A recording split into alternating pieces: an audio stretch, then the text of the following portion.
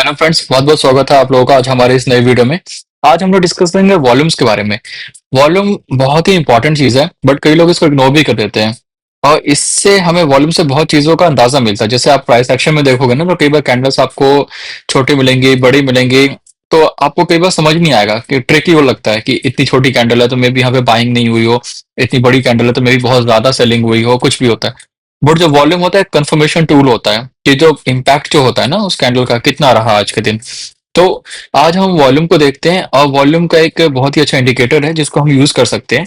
तो चलिए चार्ट पे चल के देखते हैं वो क्या इंडिकेटर है, उसको कैसे यूज करना है। तो मैंने निफ्टी का चार्ट खोला हुआ है, और चार्ट पे देख सकते हो एक ऑलरेडी वॉल्यूम का इंडिकेटर यहाँ पे बना हुआ है। ये वॉल्यूम शो करता है कि अब जैसे हमें अंदाजा हो जाता है, ठीक है, कि अब देखो यहाँ पे ज्यादा वॉल्यूम है, तो यहाँ पे बहुत ज्यादा सेलिंग हुई होगी, यहाँ पे बहुत ज्यादा बाइंग हुई होगी, हमें अंदाजा लग जाता है। बट एक इंडिकेटर और होता है जो हमें एग्जैक्ट बताता है कि कहाँ पे किस लेवल पे बहुत ज्यादा वॉल्यूम का रहा, एक्टिविटी हुई है। तो वो इंडिकेटर मैं बताता हूँ आपको क्या है। वो आपको ये यूज करना है, विजिबल रेंज वॉल्यूम प्रोफाइल है, ठीक है। ये आपको यूज करना है। अब आप ये देख रहे हो, अब ये इस तरह से आएगा।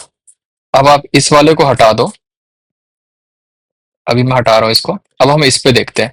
तो अभी आपको दिखा रहा है मैक्सिमम वॉल्यूम किस लेवल पे बना है, किस जगह पे बहुत ज्यादा एक्टिविटी हुई है।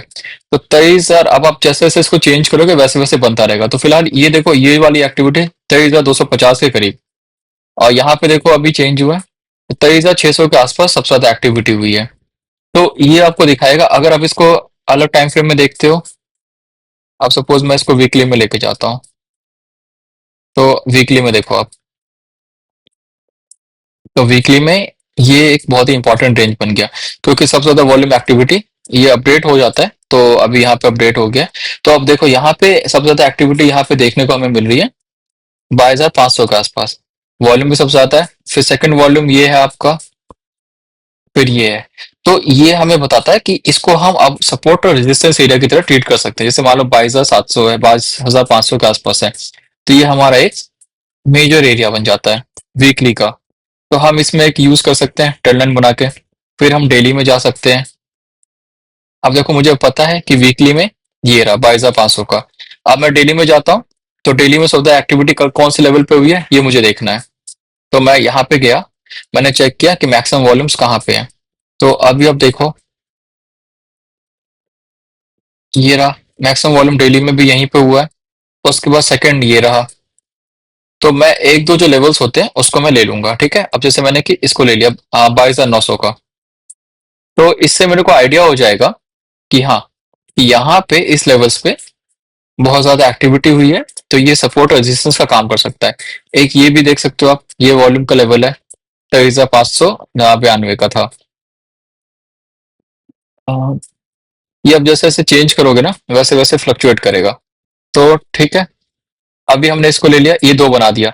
तो अभी क्या हुआ कि अभी हमें आइडिया हो गया कि ये जो है एक मेजर इंपॉर्टेंट सपोर्ट्स है। अब देखो, ये एक ये रहा जो मैं 23,000 का कह रहा था, ये रहा एक, ये भी रेजिस्टेंस या सपोर्ट का काम करेगा। तो हम इस तरह से इसको ट्रेंड लाइन पे यूज कर सकते हैं बना के। इस तरह से हमें आइडिया होगा कि जब यहाँ पे प्राइस आएगी ना वापस, अब सपोज यहाँ से प्राइस ऊपर गई, तो ये मान लो हम इसको as a resistance area count करेंगे। फिर प्राइस ने इसको ऐसा फ्लिप हुआ, अब ये नेक्स्ट टाइम इसका सपोर्ट का काम करेगा।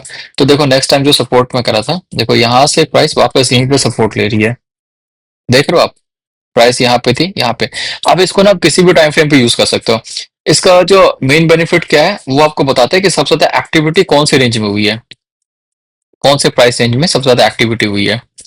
तो ये अपडेट होता है, ये आपको हर टाइम फ्रेम पे बताएगा। आप चाहे तो वीकली में जाओ, डेली में जाओ, मंथली में जाओ, जैसा भी हो वो आपको बताएगा कि कौन से चार्ट के कौन से लेवल पे किस जगह सबसे ज्यादा एक्टिविटी। जैसे यहाँ पे भी ये बता रहा है कि 23,500 के आसपास सबसे ज्यादा एक्टिविटी हुई है, वॉल्यूम सबसे ज्यादा हाई रहा है यहाँ पे, बाइंग सेलिंग सबसे ज्यादा यहाँ पे हुई है। तो ऑब्वियसली ये हमारा एक, फिलहाल जैसे कि इसके नीचे प्राइस है, ये हमारा एक रेजिस्टेंस जोन बन जाएगा, ठीक है। यहाँ पे हमने देखा था। अभी हम अलग अलग टाइम जोन पे देखेंगे तो अलग अलग शो करेगा कि कहाँ पे ज्यादा हुआ है, कहाँ पे कम हुआ। अब जैसे मैं मंथली में जाता हूँ, ये मैं मंथली में आ गया। अब मंथली में देखो, मंथली में हिसाब से अगर आप देखते हो, तो ये हमें बता रहा है, अलग अलग साइट्स बता रहा है। अभी फिलहाल हमें ये बता रहा है 19,600 के आसपास सबसे ज्यादा वॉल्यूम्स बने थे, क्योंकि देखो अब यहाँ पे सबसे ज्यादा प्राइस ने टाइम स्पेंड भी किया था। ठीक है, फिर 17,000 के आसपास। तो ऐसे ये आइडिया देता रहेगा आपको कि कौन सा जो एरिया है, कहाँ पे सबसे ज्यादा वॉल्यूम बने, कहाँ पे सबसे ज्यादा एक्टिविटी हुई। तो उसको हम ऐसे support as a resistance treat कर सकते हैं।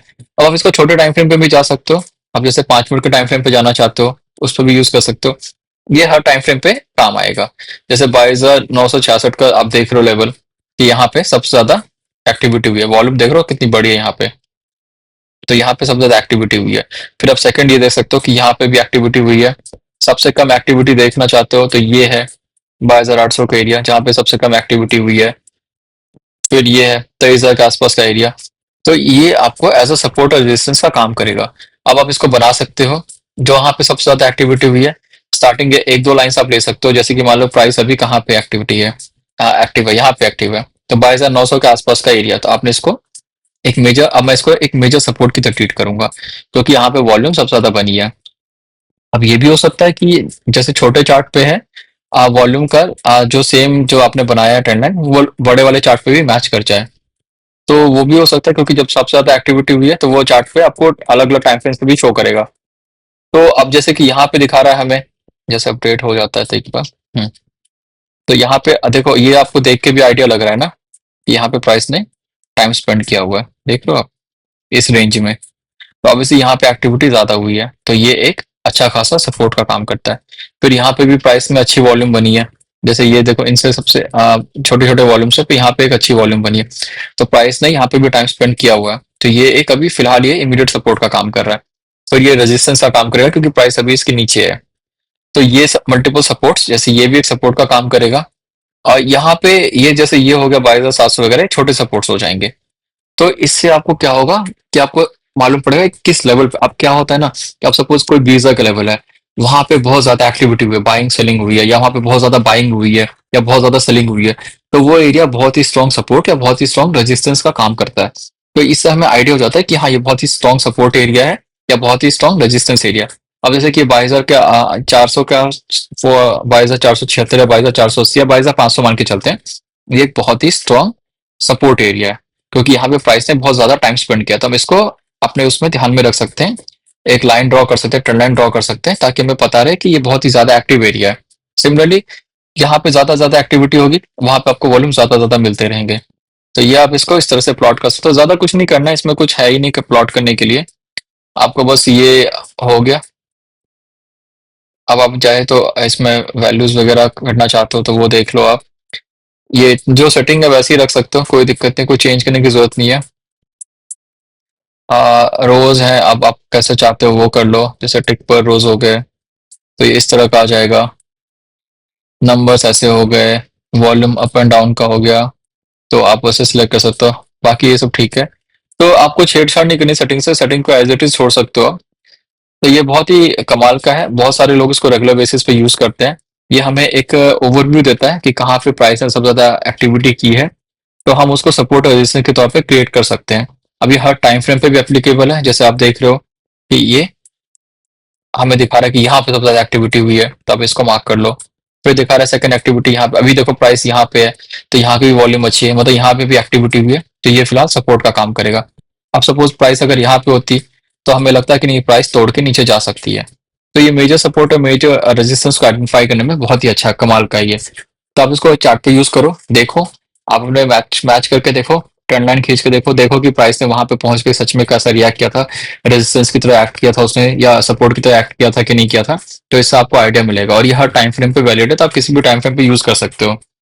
तो आप करिए और बताइएगा कैसा लगा आपको। और प्लीज चैनल को लाइक और सब्सक्राइब करते रहिएगा, मेरे नए कंटेंट्स आते रहेंगे, और नोटिफिकेशन ऑन रखिएगा आप। तो फिर मिलते हैं नेक्स्ट वीडियो में। Okay then, bye.